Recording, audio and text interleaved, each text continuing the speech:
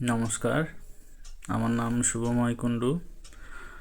আমি একটি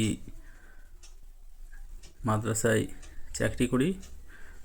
ট্রান্সফারের জন্য আমি আসন্ন এসএসসি পরীক্ষায় উত্তীর্ণ হয়েছিলাম এবং আমি পাস করি।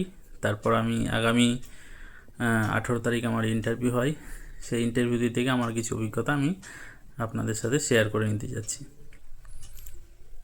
প্রথমে আমার ইন্টারভিউ হয়েছিল মালদার রিজিওনাল অফিসে। সেখানে আমি প্রথমে যাই এবং আমার ভেরিফিকেশান হয়। আমার পোস্ট গ্র্যাজুয়েট, বিএড সমস্ত ডিগ্রি, তারপরে আমার চাকরির এক্সপিরিয়েন্সের সমস্ত অ্যাপ্রুভালের ডিগ্রি, সেগুলো দেখা হয়। আমি কত স্কোর পেয়েছি সেগুলো জানা হয় এবং এক কপি আমার কাছ থেকে সেলফ অ্যাটেস্টেড করা জেরক্স কপি নেওয়া হয়। তারপর আস্তে আস্তে আমি ইন্টারভিউ রুমের দিকে এগোলাম। সেখানে কিছুক্ষণ ওয়েট করার পর আমার নাম এলো এবং আমি গেলাম। প্রথমেই আমি আমার সম্বোধন করে আমি স্যারদেরকে অনুমতি নিলাম, স্যার আমি আসবো কি না। স্যাররা ডাকলেন, গেলাম।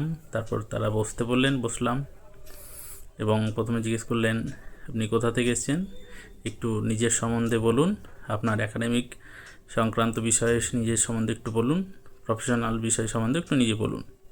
তো আমি এক এক করে প্রথমে আমার বাসস্থান, আমার একাডেমিক, আমার অভিজ্ঞতা সব কিছু আমি শেয়ার করলাম। তারপর তারা জিজ্ঞেস করলেন কেন আমি এই চাকরিতে আসতে চাই।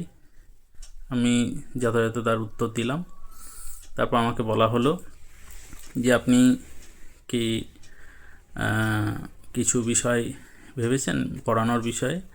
তাই আমি বললাম যে হ্যাঁ স্যার, 2-3টে টপিক আমি ঠিক করেছি। ওগুলো কী বলুন। স্যার ক্লাইমেটোলজি থেকে বা প্র্যাকটিক্যাল জিওগ্রাফি বা জিওটেকটনিক। তো তারা বললেন যে ঠিক আছে, আপনি ক্লাইমেটোলজির বায়ুমণ্ডলের কোনো একটা চ্যাপ্টার থেকে পড়ান। তো আমি তারপর স্ট্র্যাটোস্ফিয়ার টপিকটি তাদের কাছে তুলে ধরলাম। প্রায় 3 মিনিট সময় আমি পড়িয়েছি। তারপর তারা বলেন যে ঠিক আছে আপনি বসুন এবং আমাকে সেই টপিক থেকে কয়েকটি প্রশ্ন করা হয় যে ওজোনোস্ফিয়ার এর মানে বিস্তার কত দূর পর্যন্ত দেখা যায়। ওজোনোস্ফিয়ার আমরা সাধারণত জানি যে স্ট্র্যাটোস্ফিয়ারে তাপমাত্রা ক্রমশ বাড়ে, কেন বাড়ে সে ব্যাখ্যাটাও আমি দিলাম।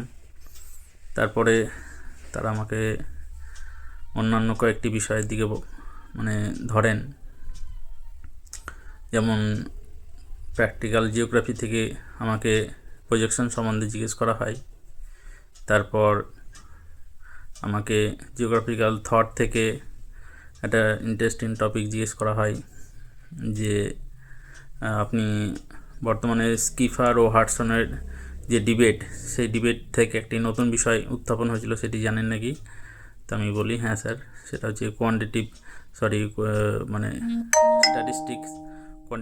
স্ট্যাটিস্টিক্স। তো সেটা নিয়ে তারা বলেন। তারপরে আমাকে আরও কয়েকটি বিষয় জিজ্ঞেস করা হয়। বলা হয় আপনি যে স্কুলে পড়ান সেখানে কোন কোন ক্লাস আপনাকে পড়াতে হয়। আমি বললাম স্যার আমাকে ক্লাস 9, 10, 11, 12 আমি পড়াই। তো তারা আমাকে বর্তমানে 9-10 ক্লাস 11 থেকে আমাকে সিলেবাস সম্বন্ধে জিজ্ঞেস করেন। আমি 11 সিলেবাস সম্বন্ধে বলি। আরেকজন স্যার আমাকে জিজ্ঞেস করলেন যে বর্তমান যে সেমিস্টার সিস্টেম আমাদের শিক্ষা ব্যবস্থায় চালু হয়েছে সেটা নিয়ে আপনার কি মতামত আছে, যে এটি ভালো দিক না এটি খারাপ দিক। তো আমি সেটা তুলে ধরি যে স্যার ভালো দিক অবশ্যই রয়েছে, কিন্তু বর্তমানে আমরা প্রাথমিকভাবে খারাপ দিকটির সঙ্গে বেশি সম্মুখীন হচ্ছি।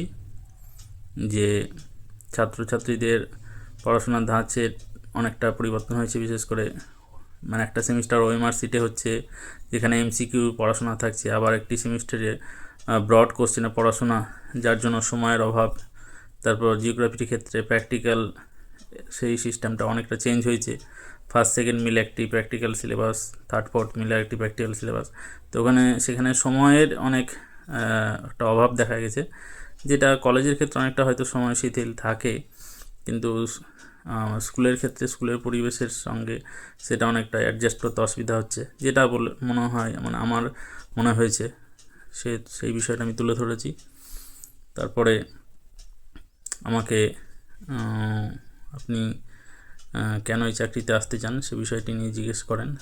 আমি সেটারও উত্তর দিই যে আমি দীর্ঘদিন ধরে মাদ্রাসায় চাকরি করছি, কিন্তু ট্রান্সফারের সুযোগ না থাকায় আমি ট্রান্সফারের জন্য আমি এই চাকরিতে পরীক্ষায় বসি এবং নিজেকে একটু যাচাই করে দেখি যে যদি আমি এই সুযোগ পাই তাহলে আমি অবশ্যই আমার নিজের কাছের জায়গায় আমি যেতে পারবো। তো তার কিছুক্ষণ পর তারা বলেন, ঠিক আছে, আপনার পড়ানো খুব ভালো হয়েছে, এবং এই বলে ঠিক আছে আপনি আসুন। এবং প্রায় 10 থেকে 12 মিনিট মতো আমার ইন্টারভিউ হয়েছিল, এবং তারপর আমি বেরিয়ে আসি। তো এই ছিল আমার অভিজ্ঞতা, এটা আমি আপনাদের সাথে শেয়ার করলাম।